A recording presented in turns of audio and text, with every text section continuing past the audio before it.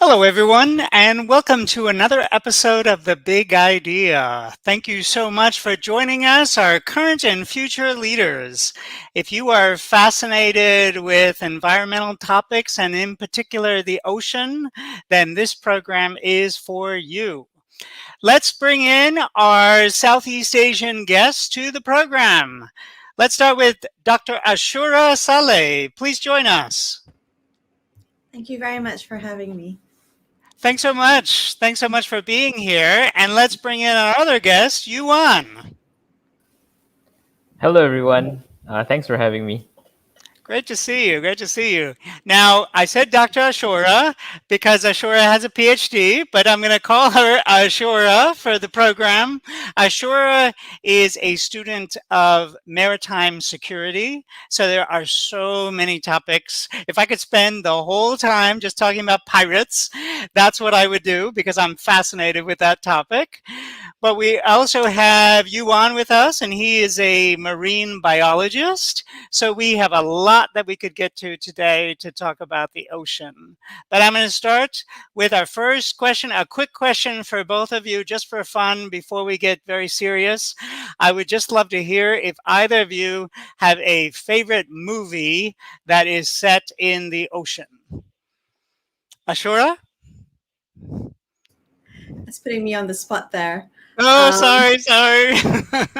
But I would say that a good movie that I would think of almost immediately is Pascal. It's a Malaysian movie, but it is based on maritime crime. It does emphasize the importance of maintaining safety on our waterways. It's a pretty cool action-packed movie as well. So if you haven't seen it, make sure you watch it. Pascal goes on my list. How about you, Yew Aun? Well, for me, I think I'm a sci-fi buff. So on the top of my list will be Pacific Rim. It's a giant mecha robot kaiju movie. It's half in the ocean, half on land, and I really enjoy the ocean battle. So, and being a sci-fi buff, that's my choice. I did enjoy The Meg and The Shallows. I am a Blake Lively fan, but anything where there's a sea life which is posing a threat, even though it's not true, it perpetuates stereotypes of marine life. It's still a lot of fun as long as we know that it's not quite in sync with the science. But anyway, let's get to some more serious topics because there are some very serious concerns about the ocean, marine life, security, crime, pirates, as I said. So let's start with you, Asyura. I would love for you to share with the audience why the ocean is important and what the average person can do about some of these great problems. Oh, definitely. Thanks very much for that question. Really important question to begin the discussion. I think that the ocean is home to not just myself, but also to everyone in the region. It's home to everyone in the world, really. At least I come from Brunei, and we do share an island with two other nation states. And I believe that having a shared coastline on the Borneo Island also means shared responsibility. Unfortunately, the seas around the Borneo Island have been heavily exploited. Globally speaking, 30% of fish are being overexploited. If anything, this means that fish are coming out of the water faster than they are being born into the water, and that's a huge threat to all of us. And this is all man-made. We're getting all this illegal fishing leading to broader repercussions. It's not just that species would become extinct, but whether we're seeing this perpetuate into other areas of our lives, be it in our social issues, in the level of our national security, and even in our own economic safety. And we can go to massive, massive levels of concerns. And I think it's important for us to really look into what we can do for the oceans, and that even though we are based on land, it is completely normal, and it's able for us to just link our passions and our ideas and our interests, all more or less contributing to what the oceans can do for us and what we can do for them as well.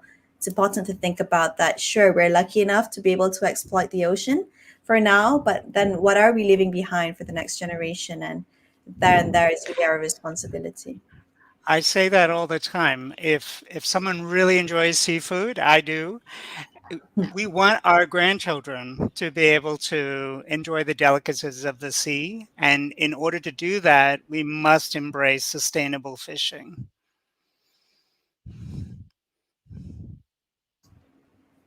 So I imagine Yew Aun, you might have a comment on that as well about overfishing and sustainable sustainable perspectives on overfishing, illegal fishing. I know we're going to get into more detail later, but do you have a quick comment at the top?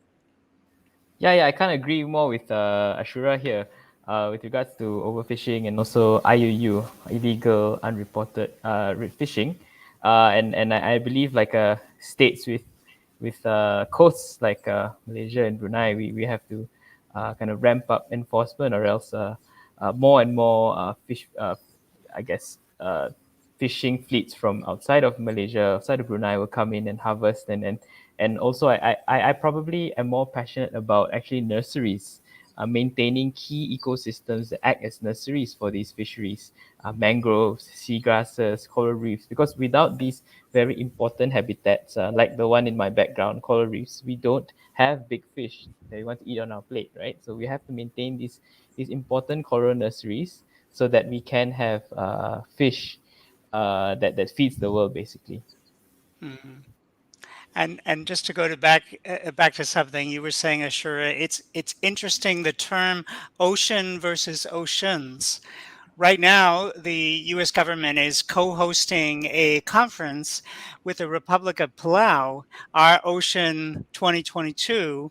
And we have many representatives of the US government who are going to be there. And we are specifically using the term ocean to convey the concept that all of the oceans are connected, that it's one ocean, and we as a people around the world must share the responsibility for preserving the health of the ocean. And that gets me to my other question. What can the average, how can the average person contribute to helping maintain this body of water which we all rely upon? Yeah, we think that if you are in considered an average person, that actually does mean, if anything, you're better positioned than others to do more for our ocean than the policymakers that operate at the higher level. We can serve as the eyes and ears for what's happening in the ocean, what we're seeing, what sea behavior is like, how the seas are being exploited, how fishing communities engage with the seas. And this is something that we can then work closely with authorities to really better monitor safety on our waterways. I think that it's Mm-hmm. also, especially with the generation now, we're also plugged into social media. And so we play a very strong role in advocacy. And I think, an average person is well primed to be able to use their voice to raise awareness on these important areas that we need to really pay more attention to, and that includes exploitation of our fishery stock and also management as well. I think that passion is something I mentioned earlier that we should definitely drill into. We should exploit the art scene in a way, use all our skills and craft to really once again shed light on the importance of preserving our seas. Mhm. I want to build on that issue of the artistic community because Yuan will definitely have something to say about that. But just to pause for a moment, Ashura, so let's say someone from the community does observe something, suspects illegal fishing, sees horrible pollution going on. What should an individual do? So I know you're living in Kuala Lumpur now, you're from Brunei. So Southeast Asians are wondering, okay, I observed something, I saw it. Who do I tell?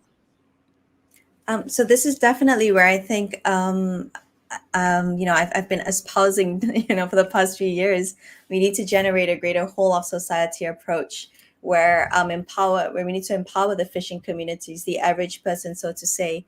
And if suspicious behavior is being observed, I know for Malaysia, for example, they have released an app called the K3M app, where it's available on your phones. You can just access it. You can take a picture and upload it, and almost immediately you'd be able to alert authorities of any potential suspicious behavior.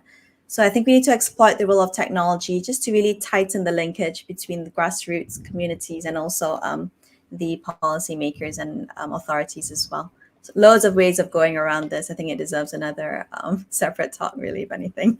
Yes, that's right. We only have so much time. But I am going to ask you to send us some information about that app because that sounds interesting and we can put information in the description if people want to get more information. But Yuan, let's go back to you because speaking about how artists have come together to approach this issue and help out educators and raise awareness, you had a very exciting project that I want you to present for us. Yeah, thank you, Jason.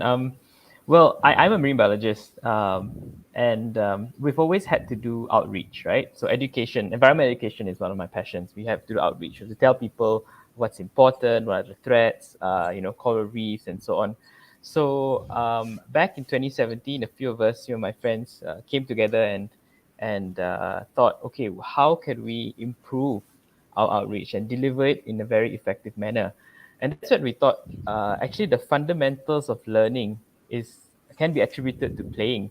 Right? Everyone has played a game in the past. When you were a kid, it's either a digital game or you play chongka or you played hopscotch. Right? Everyone's played a game Hmm. and you learn from the game. That's why the four of us we've come together and created a game called Reef Stakes to be able to deliver this environmental messaging, talk a little bit about the complexities surrounding the decision making process, share some light on important marine species in Malaysia, as well as at the same time try to let them have fun in a very safe manner. So with Reef Stakes, we've been thankful that we had many supporters along the years. It has been played in many countries, and we have given out decks to institutions that need to do environmental education, NGOs, dive centers, and so on. And so far, And the it's been U.S. good. government. And the US government, thank you. You have given us a grant, the YSEALI Seeds of the Future grant, so that's been amazing in our growth and our progress. So yeah, we hope to be able to use this as a tool to spread education, because I feel that if we don't change the next generation's thinking, or we don't influence them towards conservation, or put in elements of conservation into their thinking, we can't fully mainstream these environment messages into decision-making processes, because they are going to inherit the world, the governments, and so on. So we've been always having the environmental insertion, environmental messages. And now, since we've translated into Bahasa Melayu or Bahasa Malaysia, we've also Oh, gone to the fantastic. local communities to do outreach. And yeah, hopefully, they can enjoy the game, as well as, probably have some takeaway. Someone will definitely have some takeaway from the game. Yeah. Well, Yuan, we have a great question from the audience from Maeli. I hope I'm saying your name correctly. So basically, you have created Dungeons and Dragons, but with an ocean theme. Is your game available in the Philippines? It's a good question. How do people get this game? Well, it's not exactly Dungeons and Dragons. Dungeons and Dragons is quite complex, a very, very complex game. It's similar to if you've played Politico in Malaysia. Another thing similar, I'm not sure the equivalence in like available games worldwide, but basically you take on a role and you interact with the players, a maximum of 6 players. It's not yet available in the Philippines, but you can drop us an email and we can send it over to you. It's on, if you're in Malaysia, Singapore, it's on Shopee. Maeli, we'll put some more information in the description below and for everyone about how people can get the game. But both of our guests are in complete agreement that responding to the ocean taps into everyone's potential creativity. There are lots of ways to approach this issue, but education and becoming more aware, that really is the first step. People need to understand what are the various issues involved and what are the complexities. Once you start understanding that the ocean is an ecosystem, you immediately start thinking, well, maybe I won't throw my trash into the ocean. There's something, I have a responsibility just like everyone else to protect this. And that's just a first step. And then you start thinking bigger I'm bigger. And you thought very big, Ashura, because you co-founded an organization, and I would love to hear more about GAIA, and I know that you have some photos to show us. Yes, I do actually. Feel free to pull them up if you're able to. Great. Yep. So, GAIA stands for the Global Awareness and Impact Alliance. It actually began, I think we're quite young. We're only in our second year. We just celebrated our birthday 2 months ago. And we really aid to, our motto is to empower thought and generate change. I think earlier you mentioned that the ocean is an ecosystem. And I think once we do recognize that, only then do we recognize what, the role that we can play for our oceans and also for our broader regional security. And so here, GAIA really operates in the gray area between the grassroots communities and also our policy leaders. What we do is we mine the energy and the creativity of all sectors of society. This includes the art sector. You've got the digital marketing scene as well. And we then combine it with policy decisions. And we then distill it and make it a lot more approachable to the broader public. So here, for example, you can see that we held seminars as well. This is Dr. Magni, who is speaking on the different legal fishing techniques around Brunei. And in the audience, if you can see in the previous slide, we not only have representatives from the fishery department, we also have some embassy reps and even some students and the public as well.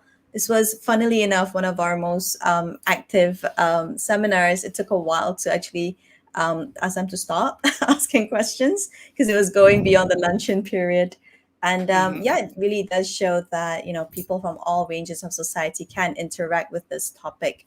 And if anything, it shows that it's not enough attention is being given to it in the first place.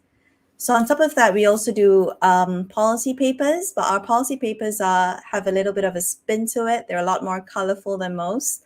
Lots of pictures and lots of infographics, primarily to cater to the public, but also to the policy authorities and enforcement agencies. Here in this paper, we spoke to authorities and enforcement agencies from Brunei, Sabah, and Sarawak, really to perpetuate this idea that Borneo is one. We have these borders that seem to divide us and our allocation of assets, and we all have different appreciation of the seas and the way we exploit them. I think it's important for us to all learn that we inherently share a coastline, and therefore we are all responsible in working together to preserve it. And on that topic, do you see NGOs, do you see governments working together? Are things getting better in terms of the collaboration? I think that we are seeing a lot more initiatives between NGOs. That's one reason why we set up GAIA, because there isn't really much connection between our national agencies and our civil society. There is, however, growing recognition coming from the government departments that they do need to reach out to civil society, and I think we're still very much in our infant stage in achieving that, fortunately. Speaking of reaching out, we also do work closely with the art scene in Brunei. In releasing the findings of our policy paper, we had actually held an art auction where these local artists really impressed us with the breadth of work that they did. These art pieces are beautiful, and they went up to as much as, I think, $300, $400 for one piece. And they did quite well, and it was really quite nice. The only thing is that, however, the art auction did coincide with COVID, so we had to bring it to a virtual space. And I think that if anything, we'd like to redo it and have another art auction, this time in a more physical setting, so we can get that action going when the auctions start and the bidding starts as well. They are beautiful. They really are, yeah. So with the profits that we made from the auction, we are actually using it to develop a workshop for our fishermen in Brunei that got impacted by the pandemic, to give them the skills that they need in digital marketing, to get them familiar with Instagram, Facebook, to put their commercial wares out and to reach out to their customers. So that's where we are in GAIA now. We thoroughly believe in empowering thought and therefore generating change. And yeah, it'd be really great to hear your feedback on the work that we do. If you've got any ideas as well, mostly welcome. It's, it's great. In one of the documents that you had, it mentioned Kampung Air. Are you doing projects there as well? Yeah, definitely. A lot of our focus is clearly on our only water village in the region. Hmm. I mention Um, it because last week we did a whole program on Kampung Air. So now, oh, now I have some engagement, some hearts for the people of Kampung Air and cleaning up their water system and restoring it to the beauty that it once was. So it's great to hear. Now, does Gaia have programs primarily in Brunei and the Borneo region, or do you have other projects? so the way Gaia works is that I think this was alluded to earlier, is we believe in mining the energy of the younger generation. So to complement our work in the global analysis branch, we have a youth series program as well, which is a three-stage program that works with underprivileged children to really give them the confidence and energy, really, to make them believe that they can be the next future leaders of Brunei, but with a lot more awareness and accountability in preserving their environment. So we then align those two programs and empower them as well. So Hmm. yeah, quite broad actually. I have so many questions I'd love to ask you, but Yuan, I want to talk a little bit about Malaysia, and I know you have some photos to show us too, and we want to talk about what is the situation there, where are some areas where things are getting better, and some areas where there's still a lot more work to be done. Yeah, thank you for the question. These pictures are actually courtesy of my friends in Reef Check Malaysia. So I'd like to Hmm. thank them for sharing some pictures with me. And what you see on the screen now is actually a ghost net, and they're called ghost nets because they're nets discarded at sea, and they continue to catch fish even though there's no one handling them. Because when they discard the nets, the ghost nets just drift and they keep catching fish, turtles, dolphins, whatever. And we have this problem with ghost nets because fishers they dump the nets at sea, and this is actually taken in Pulau Tioman, whereby divers voluntarily clean up the ghost net. So when you said how things, whether they're getting worse or improving, I think in Pulau Tioman especially, they've created a community group to whenever there is a ghost net out at sea, the community group, assisted by Reef Check Malaysia, goes and removes these ghost nets out at sea. It doesn't actually solve the problem uh, of ghost nets because they could have thrown the nets way out at sea, but actually reduces the problems, and corals and marine life no longer get trapped when you remove the ghost nets out. This is an Hmm. issue because corals and marine life, like I said earlier, contribute to fisheries. They're nursery for many bigger fish, coral reef fish, and so on. But they're also a source of income to local communities because without the corals, the tourists won't come, the scuba divers won't come, and the local community faces a lot of economic hardships without the corals. Hmm. So I'm thinking, in my thought, ghost nets are a huge problem. And also featured ghost nets in the Reef Stakes game as an element, uh, but also actually involving the local community in safeguarding the environment is something that is new and emerging, and hopefully will continue to happen in Malaysia. So yeah, that are And my to two cents just on. and just to pause on this photo for a moment, the gentlemen that we're looking at, are these volunteers? Yes, they are volunteers. The guy in Hmm. the middle with the yellow shirt, his name is Alvin. He works for Reef Check Malaysia, and he's based on the island. But he does a lot of community work, so getting the community to be more involved in issues because it is bread and butter at the end of the day. Without the corals, without the ecosystems, they cannot generate an income from the tourism industry. And why are people using these ghost nets? What is the incentive given that they are very harmful? No, they're nets. So they're nets being used to catch fish. And say if Hmm. a net is broken, they don't want to bring it on shore. They just throw it into Hmm. the ocean, and let them drift until it's I in a see. shallow So place, these are and the they will. normal nets they use, but they're not being responsible. So if they get That's right. caught or they drift away, they just let them go and they don't clean it up. I see. Exactly. So correct me Mhm. if I'm wrong, Dr. Shura. Uh, it's much easier to just throw the nets at sea and then bring it to shore and responsibly disposing of the nets. You would know better from IUU work. Definitely, I think another problem that we experience in Borneo is fish bombing, which I think is just as careless as well. So yeah, for sure. Please define this term for us. Oh, so fish bombing would really be when a very amateur bomb is being made with the use of a plastic bottle, and fishes would then go out into sea, sometimes even in marine protected areas, and just chuck the device out into sea. It would then stun Mm, the fishes, and then they would then rise up to the surface, and it'll be easier to catch I them. see. But this is Mhm. indiscriminate, so you do attack, species which should be protected, unfortunately. That's interesting. I haven't heard about fish bombing. Is that a legal way of fishing? It's entirely illegal. I think It's you want entirely to move illegal, on. throughout Southeast Asia.